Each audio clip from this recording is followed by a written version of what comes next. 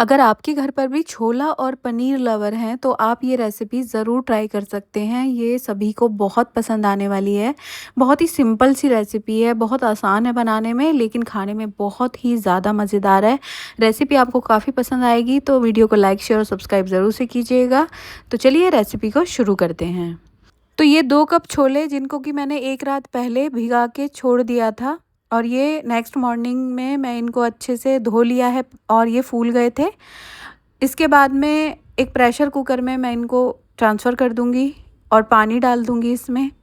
तो पानी भी देख लेना आप कितना डालने वाली हूँ मैं, क्योंकि ज़्यादा पानी डालते हैं ना तो हल्दी और ये पानी सब बाहर आ जाता है और सारे में छींटे लग जाते हैं। तो इसमें मैंने नमक, हींग और हल्दी डाल के इसको कवर कर दिया है। 1 विसिल लगवाई है हाई फ्लेम पर और 4 विसिल लगवाई है लो फ्लेम पर। तो उधर छोड़ दिया है मैंने उसको, और इधर मैंने एक पैन चढ़ा दिया दूसरी तरफ गैस पर। उसमें डाल दिया सरसों का तेल। टमाटर लिए हैं कुछ 4, उनको बीच से स्लिट किया है और उनको भी लगा दिया इसमें। कुछ खड़े मसाले ले लिए हैं, जैसे कि लौंग, इलायची, दालचीनी और साबुत मिर्च और काजू कम से कम 7-8, और लहसुन, हरी मिर्ची और अदरक, इनको मैंने इसमें डाल के नमक डाल के कवर कर दिया है लो फ्लेम पर। अब हम दूसरी तरफ दूसरी तैयारी करेंगे। तो मैंने यहाँ पे दही ली है एकदम ताज़ा। इसमें Kashmiri red chilli, normal red chilli जो रेगुलर होती है वो, और कसूरी मेथी, हल्दी, भुने जीरे का पाउडर, धनिया पाउडर और गरम मसाला डाल दिया है। अच्छे से सब चीज़ों को मिक्स करेंगे दही के साथ में। सारी चीज़ों को अच्छे से मिक्स करेंगे तो यहाँ हमारा ये दूसरा वाला मसाला भी रेडी हो जाएगा। उधर हमारे टमाटर भी अच्छे से सॉफ्ट हो रहे हैं। तो इधर विसिल आ चुकी है लास्ट। तो 5 विसिल लगवाई हैं, 4 मैंने लगवाई लो फ्लेम पर, 1 मैंने हाई फ्लेम पर। तो इसके बाद गैस की फ्लेम ऑफ़ कर दी। इधर टमाटर भी सॉफ्ट हो चुके हैं तो इनका छिलका हटा देंगे और थोड़ा सा इनको मैश करेंगे। इसके बाद में गैस की फ्लेम मैंने ऑफ़ कर देंगे सॉरी, और अभी की नहीं है। गैस की फ्लेम को ऑफ़ कर देंगे और इनको ठंडा होने के लिए रख देंगे फ़ैन के नीचे, जिससे कि जल्दी से ठंडा हो जाए और हम इसको पीस लेंगे।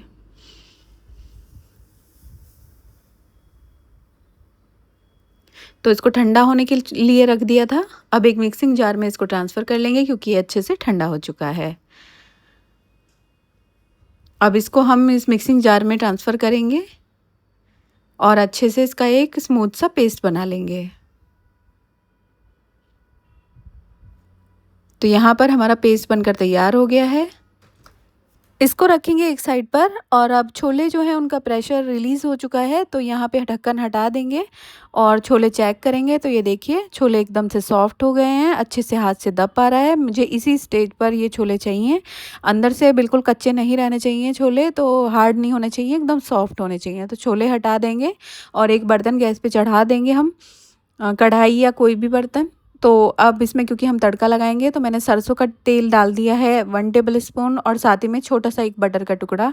तो जब सरसों के तेल की वो निकल जाए ना धांस, तब हमें बटर डालना है।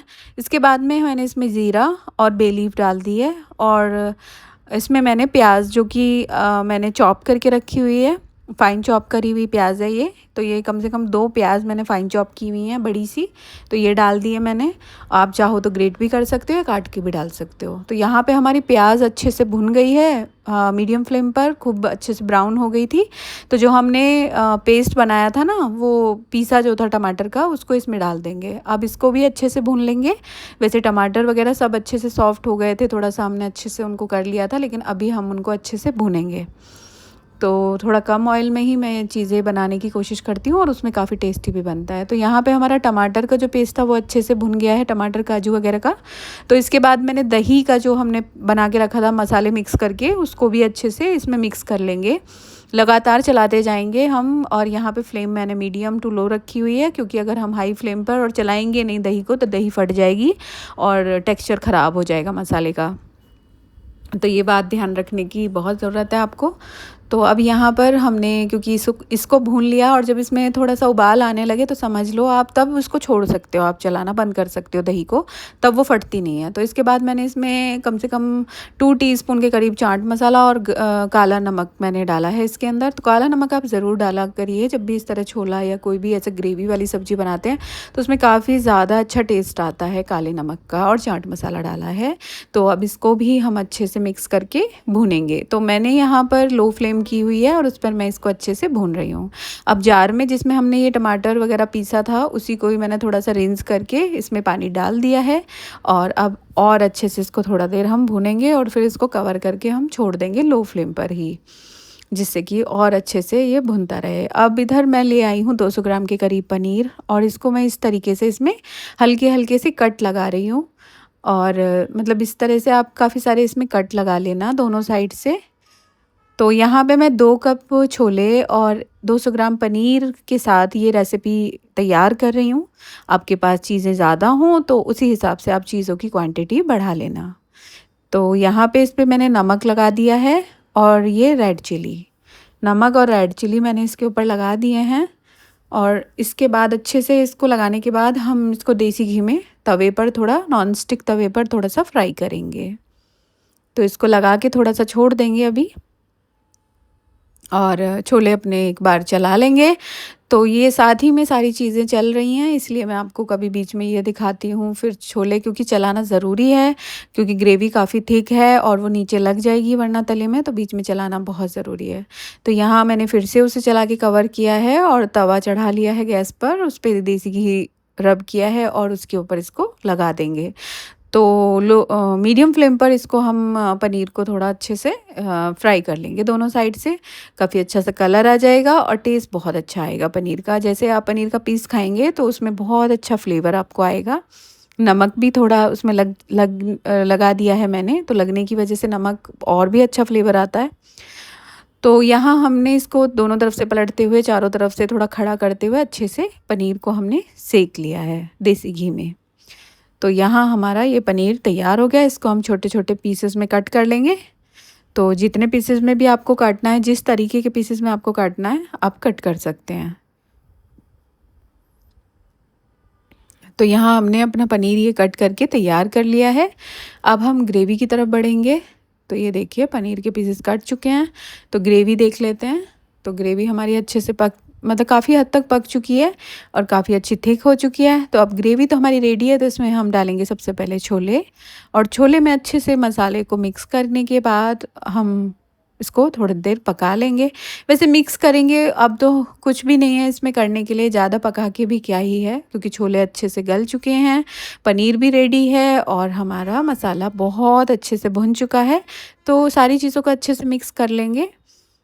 और यहाँ पे थोड़ा-सा नमक भी मैं इसमें ऐड कर रही हूँ, क्योंकि नमक आप टेस्ट करके भी ऐड कर सकते हैं, क्योंकि सभी चीज़ों में हमने मसाले में, छोले में, सब में नमक डाला है।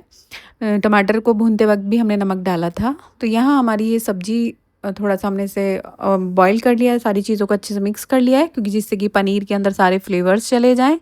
थोड़ा-सा कवर कर दिया था मैंने 5 मिनट के लिए। तो सब्ज़ी हमारी रेडी है, पनीर और छोले की बहुत ही डिलीशियस सब्ज़ी है। अब इसके लिए हम एक तड़का बनाकर तैयार कर लेंगे। इस तड़के से इसमें बहुत ज़्यादा टेस्ट इसका बढ़ जाता है।